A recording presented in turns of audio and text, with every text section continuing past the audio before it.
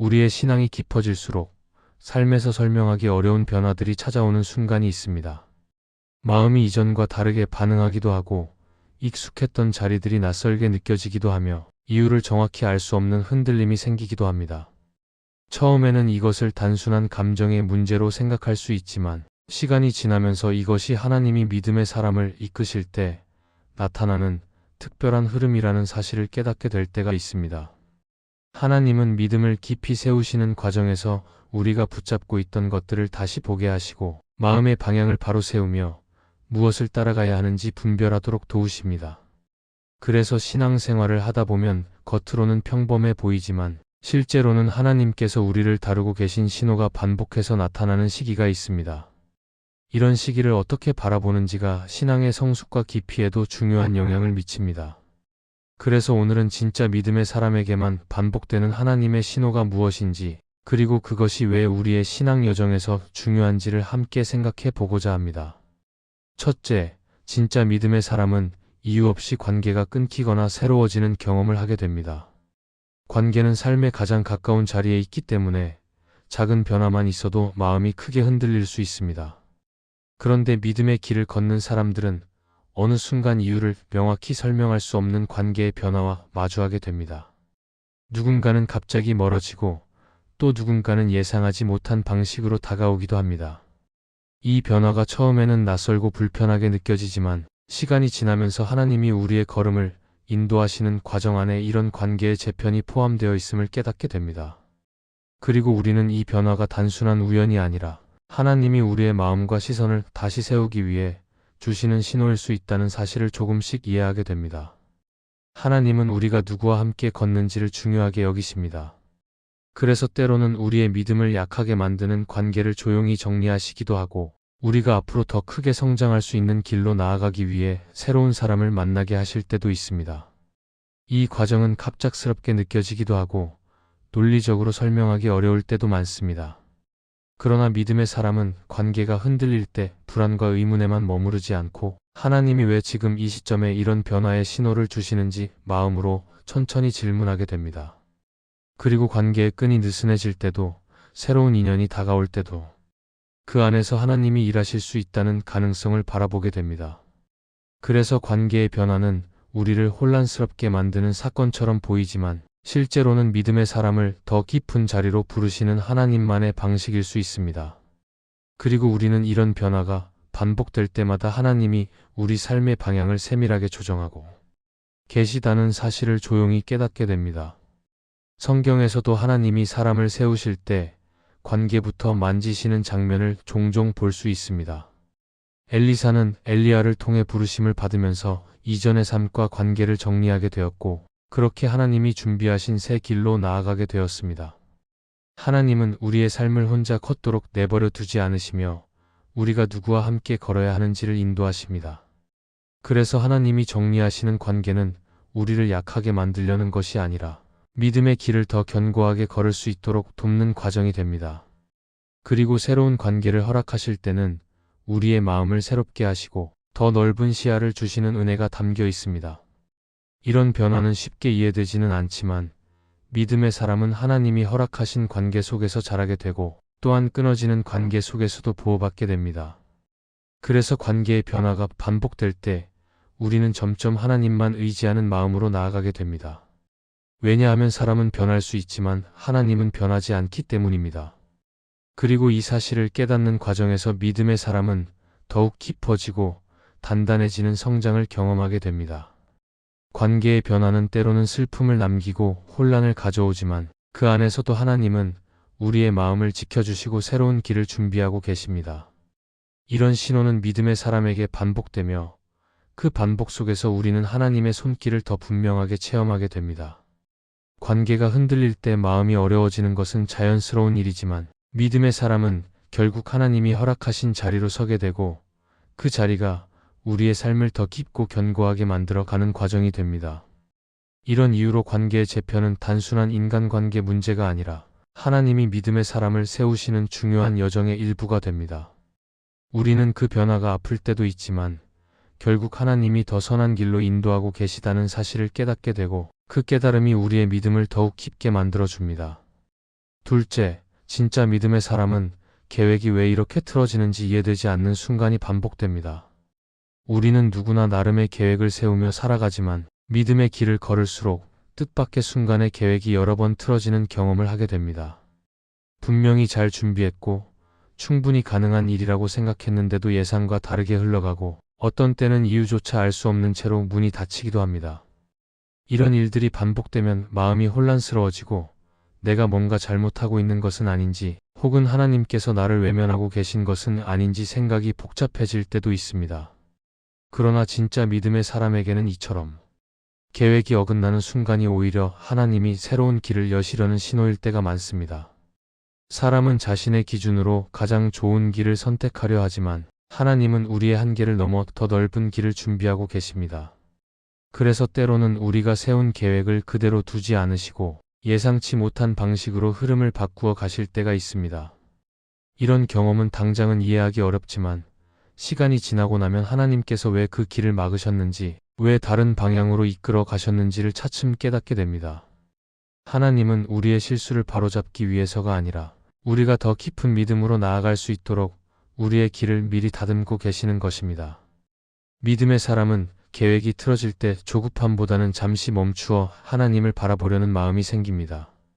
왜냐하면 이 경험이 반복되다 보면 하나님께서 막으시는 순간이 단순한 실패가 아니라 보호라는 사실을 마음 깊이 느끼게 되기 때문입니다. 그래서 이해되지 않는 상황 속에서도 하나님께서 다른 길을 준비하시고 있다는 가능성을 열어두게 되고 눈앞의 일을 억지로 붙잡기보다 마음을 낮추어 하나님의 인도를 기다리려는 태도가 생깁니다. 이런 변화는 억지로 생기는 것이 아니라 하나님을 신뢰하는 시간이 쌓일수록 자연스럽게 자라나는 마음의 열매입니다. 성경에서도 하나님이 계획을 막으시는 순간들이 큰 전환점을 만드는 경우를 볼 수 있습니다. 사도 바울은 복음을 전하기 위해 여러 지역으로 가고자 했지만 여러 번 예상치 못한 막힘을 경험했습니다. 그러나 그 막힘이 결국 더 넓은 사명을 향한 문을 여는 과정이 되었고 하나님이 준비하신 길은 처음에 바울이 생각했던 길보다 더 큰 은혜가 있는 자리였습니다. 하나님은 우리의 길을 막으실 때에도 언제나 목적을 가지고 계시고 막힌 자리에서 새로운 방향을 보여주십니다. 그래서 믿음의 사람은 그 막힘 안에서도 하나님의 손길을 바라볼 수 있게 됩니다. 이처럼 계획이 틀어지는 순간은 우리를 무력하게 만드는 것이 아니라 오히려 하나님의 인도하심을 더 깊이 경험하게 하는 시간입니다. 우리의 생각과 다르게 흘러가는 흐름 속에서도 하나님은 흔들리지 않으시고 우리의 걸음을 가장 좋은 길로 이끌어 가십니다. 그래서 계획이 계속 어긋나는 것 같아도 그 안에는 하나님이 우리의 마음과 방향을 새롭게 하고 계시는 은혜가 담겨 있습니다.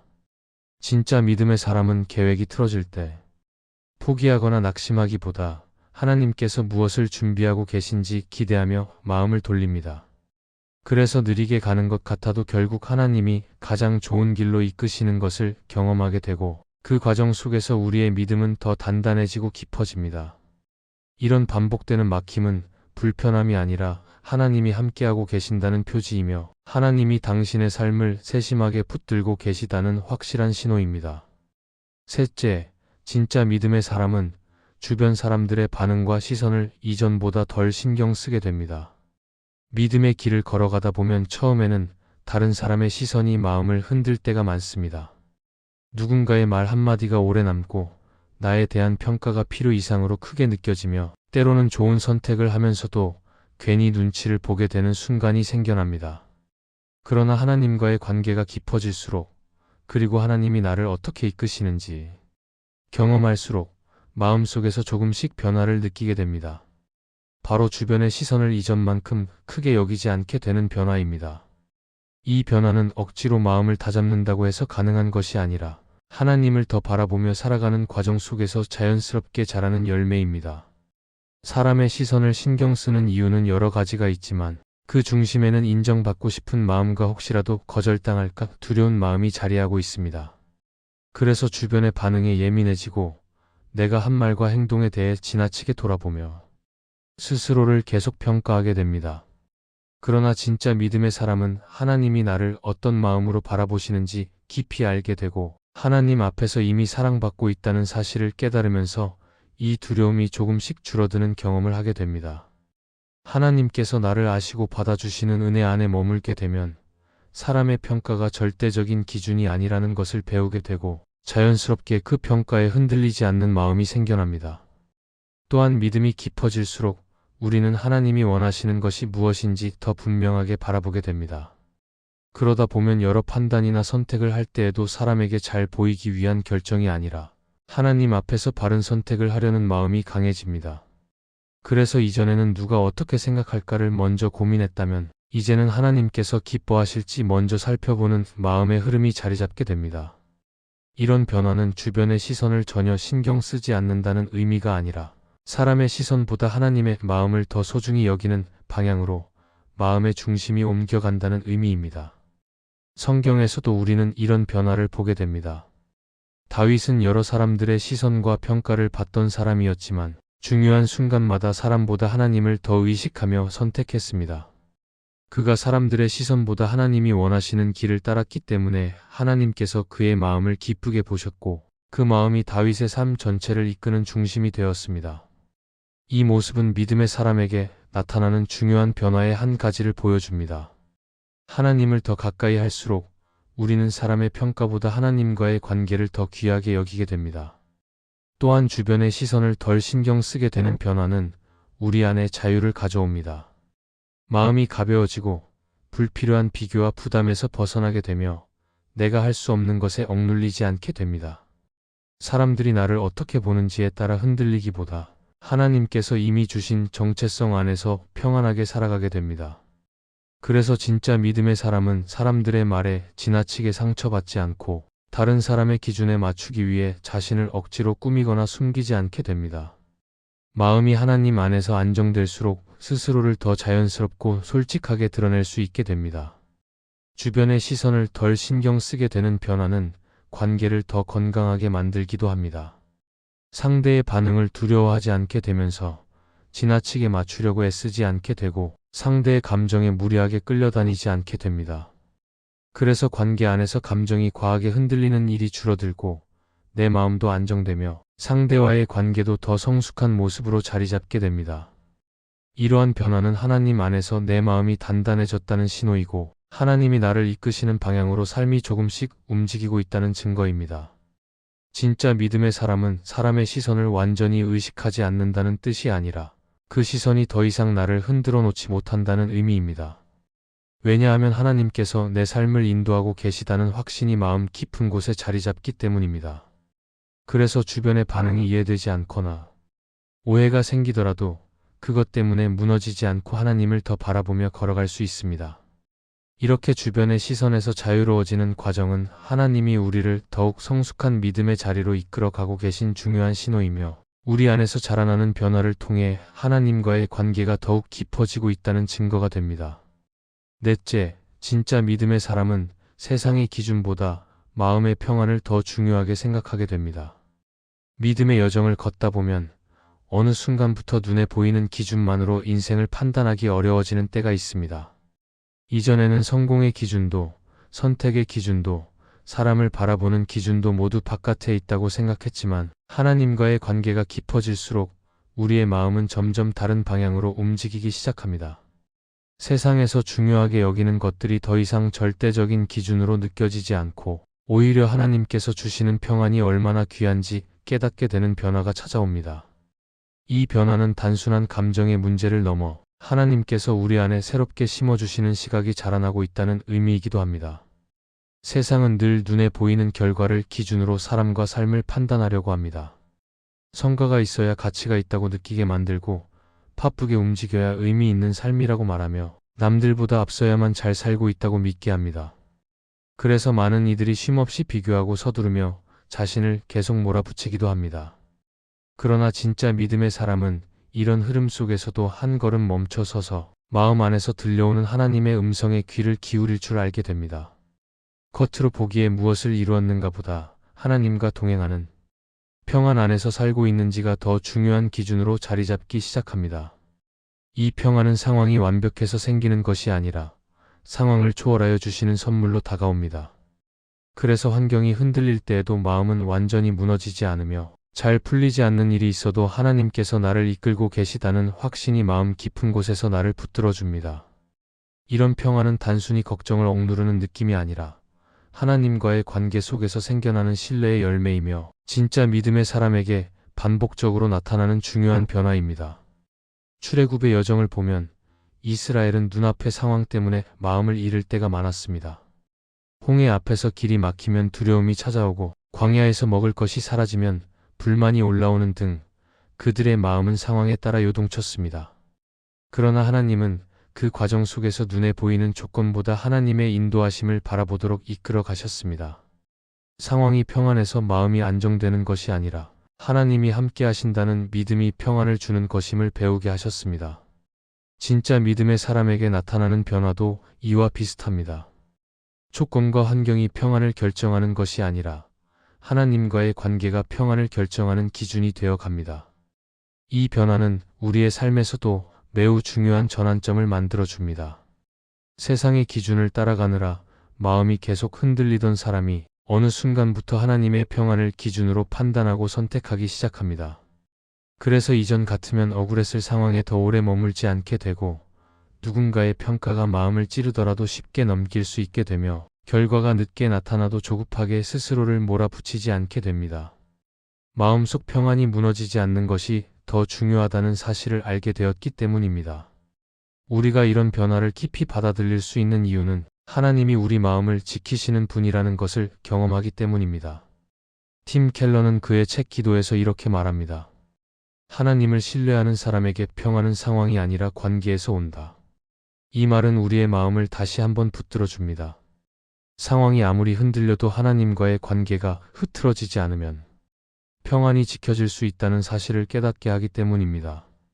그래서 진짜 믿음의 사람은 세상의 기준을 따라 흔들리기보다 하나님과의 관계 안에서 주시는 평안을 더 귀하게 여기는 마음으로 살아가게 됩니다. 세상의 기준이 강하게 요구하는 자리에서 하나님이 주시는 평안을 지키는 것은 쉬운 일이 아닙니다. 그러나 믿음의 사람은 조금씩 배우게 됩니다. 하나님이 주시는 평안보다 중요한 것은 없다는 사실을, 그리고 그 평안을 지키는 선택이 결국 나를 가장 안전한 길로 인도한다는 사실을 깨닫게 됩니다. 그래서 세상이 아무리 요동쳐도 마음의 중심을 잃지 않고 하나님의 인도하심을 따라 걸어갈 수 있습니다. 이 변화는 믿음이 깊어지고 있다는 분명한 신호이며 하나님께서 마음의 기준을 새롭게 하시고 있다는 중요한 표시입니다. 이 말씀이 마음의 은혜가 되셨다면 좋아요와 구독으로 함께 해주세요. 그리고 댓글에 아멘이라고 남겨주시면 하나님의 은혜가 더 많은 사람들에게 전해질 것입니다. 여러분의 삶 위에 하나님의 은혜가 언제나 함께 하시기를 바랍니다. 감사합니다.